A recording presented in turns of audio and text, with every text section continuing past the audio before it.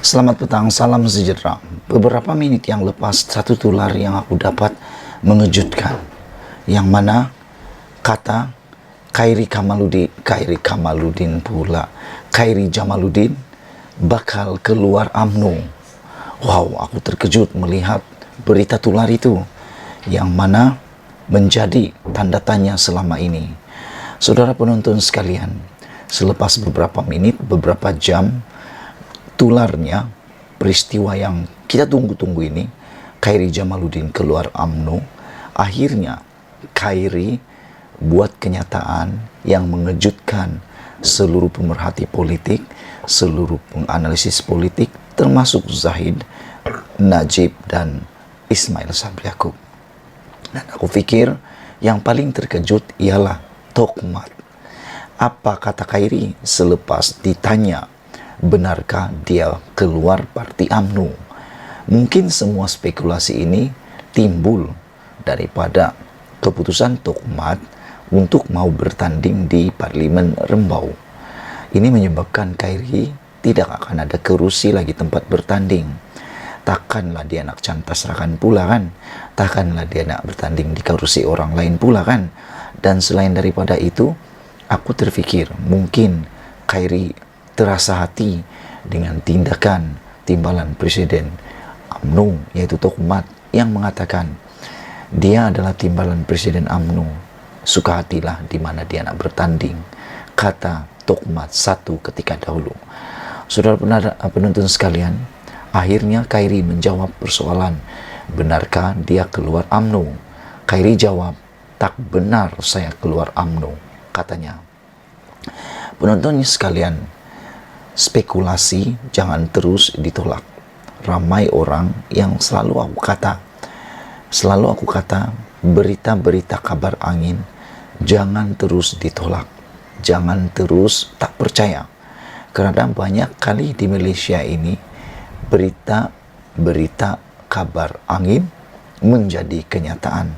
Dan aku berdoa juga semoga berita kabar angin ini jadi kenyataan. Khairi Jamaluddin keluar parti UMNO. Kalau itu jadi kenyataan, ini satu perkara yang menarik untuk kita lihat. Lebih-lebih lagi kalau Khairi masuk di parti-parti yang menggambarkan orang muda. Spekulasi tular dalam media sosial mengatakan Khairi bakal keluar UMNO. Hari ini telah dinafikan Khairi Jamaluddin. Menteri Kesehatan itu dalam hantaran di akaun Instagramnya menjelaskan akan kekal dengan parti tersebut walaupun cabaran dihadapinya sepanjang berada dalam kancah politik negara. Khairi kata, saya tidak suka layan berita macam ini, tetapi ramai mesej dan tanya.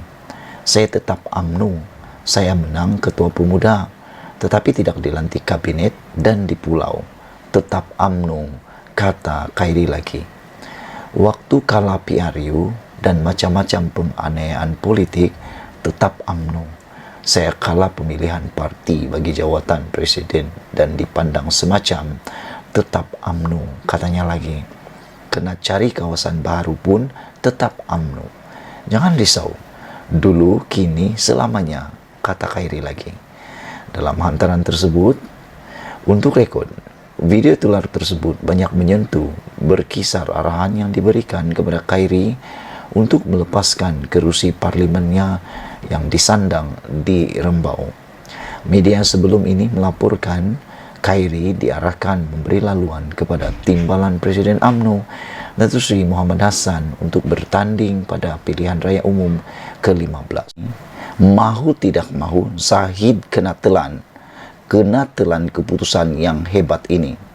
Mahu tidak mahu, Ismail Sabri Yaakob perlu mengadakan pilihan raya pada tahun 2023. Sebagai seorang Perdana Menteri yang benar-benar bertanggung jawab, mahu tidak mahu, PRU 15 tidak boleh diadakan pada tahun ini, bukan kerana nak menang atau nak kalah, tetapi kerana peraturan dan perlembagaan persekutuan.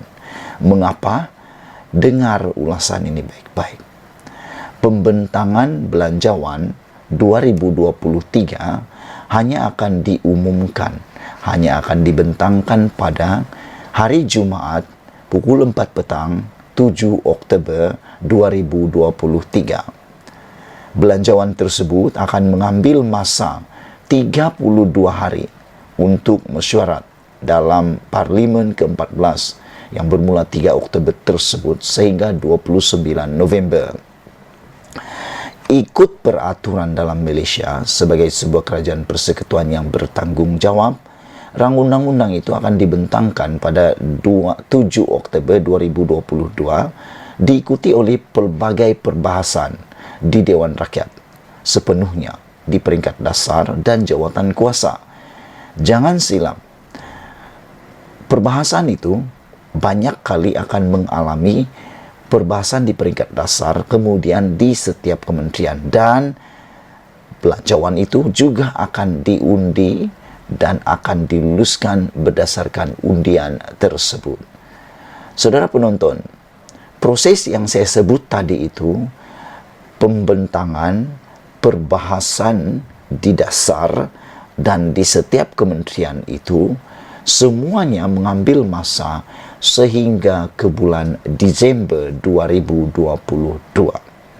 Ini bermakna tiada pilihan lain, hanya tahun 2023 barulah boleh diadakan PRU 15. Tetapi sekiranya Ismail Sabri Yaakob tidak mengikut cara yang biasa dibuat ini, katalah dia nak juga mengumumkan PRU pada tahun ini juga, maksudnya belanjawan yang dibentang pada 7 Oktober itu adalah belanjawan yang belum diluluskan pada tahun ini.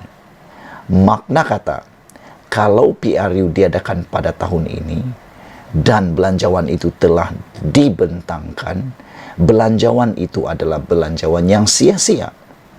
Ini semua dibentangkan, diterangkan oleh E. Kadir Jassin.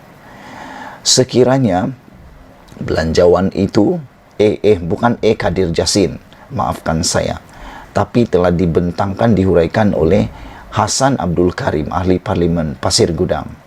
Sekiranya Ismail Sabri teruskan juga PRU pada tahun ini, makna kata, ulang sekali lagi, undang atau belanjawan tersebut yang dibentangkan hanyalah belanjawan yang gula-gula dan janji manis, kerana belanjawan itu tidak akan dapat diteruskan pada tahun 2023. Mengapa?